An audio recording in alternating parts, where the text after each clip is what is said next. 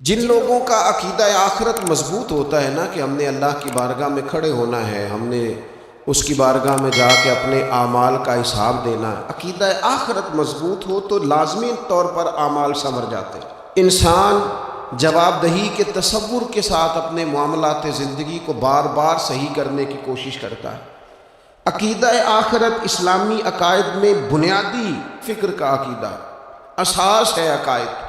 اگر کسی شخص کا یہ خیال ہو جائے کہ میں بس یہی زندگی ہے، کھا لو پی لو موج کرو، تو ظاہر ہے وہ فنا کا نام جب رکھ لے گا زندگی کو اور وہ دوبارہ اٹھنے کا قائل ہی نہیں ہوگا تو وہ تو کسی قانون کا پابند ہی نہیں رہے گا، وہ تو کسی چیز کی پابندی نہیں کرے گا، کسی چیز سے پرہیز نہیں کرے گا، من چاہی زندگی گزارے گا۔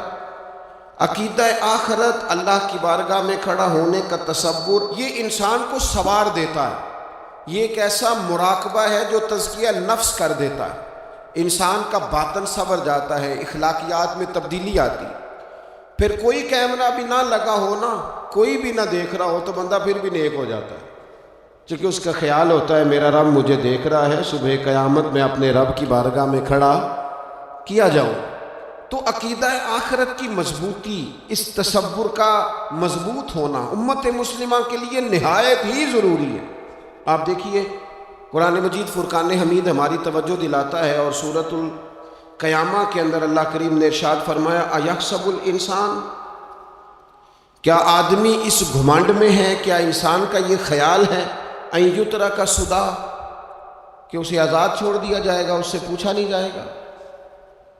کیا انسان یہ سمجھتا ہے اس سے کوئی سوال؟ ایحسب الانسان، کیا انسان اس گمان میں ہے، اس گھمنڈ میں ہے ان یترک سدی، کہ اسے آزاد چھوڑ دیا جائے گا، کوئی پوچھنے والا نہیں ہوگا؟ اسے آزاد نہیں چھوڑا جائے گا، اس پر پابندیاں ہیں، اس پر کچھ قیود ہیں، اسے کچھ حدود بتائی گئی ہیں، اسے ایک دائرہ کار دیا گیا ہے، اسے بتایا گیا ہے کہ یہ حلال ہے، یہ حرام ہے، یہ تیرے لیے جائز ہے، یہ تیرے لیے جائز نہیں ہے۔ اس چیز کی حد تک تو آگے بڑھ سکتا ہے، یہاں سے اس لائن کو تو کراس نہیں کر سکتا، اس پر پابندیاں ہیں، ان پابندیوں کے بیچ رہ کے وہ زندگی گزارے گا۔